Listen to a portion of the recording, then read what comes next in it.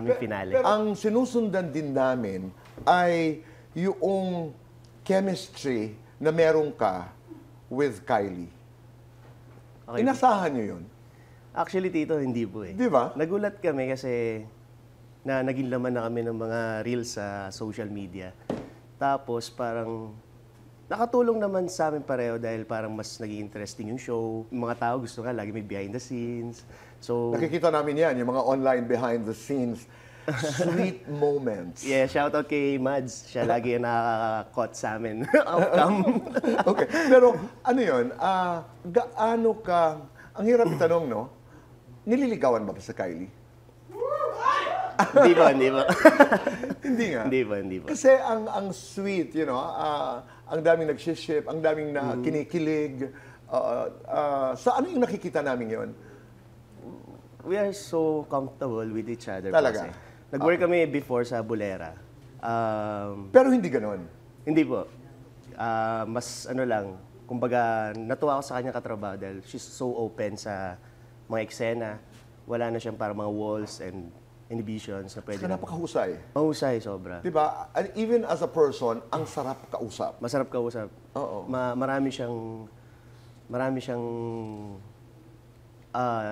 gustong ipaglaban, marami siyang mga gustong gawin and i-discover. Very, very interesting. Kailan huling ibinili mo ng laruan ang mga anak ni Kylie? Paano nakarating dito yun? Sabi siguro ni Jack, ano ba itong pinasok ko? Ganito yan, Tito. Isang beses pa lang naman. Oo, palang ibig sabihin may susunod pa. Naintindihan ko naman, Jack. Okay. Depende sa age ng kids, di ba?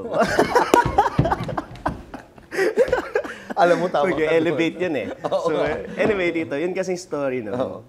Papunta siyang Australia that time. Okay. And medyo nalulungkot siya kasi mahihiwalay siya sa kids niya for parang 2 weeks. Okay. So, nandun kami sa Supermart, yung parang location namin sa my father's wife. May tiningnan siyang toys dun sa toy section. Tapos, sabi niya, dun kay Kazel, wala pa ako that time. Sabi, ano bang hilig ng mga anak mo? Sabi ni Kazel. Si Alas, ito eh. Tapos si Axel, ito. Ganyan. Tapos walang problema yan. Sabi, Jack! Tinawag ako. Sabi ko, bakit bigla ako kasali?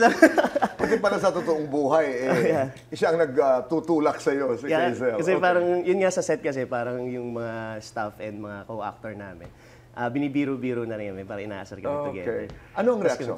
Parang ano po, pag magkasama kami, nagkukwentuhan, kasi nga, lagi kami magkausap. No, yung moment nga na yun, na ibinili mo yung toys, ay ikaw ang bumili ng toys, ano yung reaction ni Kylie? Ayaw niya. Sabi niya, no, wag na talaga. Kasi okay lang naman. Ako yung nag-insist. Sabi ko, bilhin mo na para hindi malungkot yung kids mo. Tsaka para pag nakita mo sila nilalaro yung toys na binili. Kasi mahilig sa soccer yung dalawa. So, after that, kinagabihan, parang naglaro na kagad yung kids niya ng soccer. So, parang nakakatuwa na na-appreciate naman yung regalo. And sabi ko sa o di ba? At least di malulungkot yung kids mo, may paglilibangan, hindi ka lagi kukulitin, ganyan, bla bla bla. Okay, so talagang nag-uusap kayo kasi nalaman mo pang naglaro ka agad kinagabihan. Ano pa mga ano pa yung mga pinag-uusapan niyo?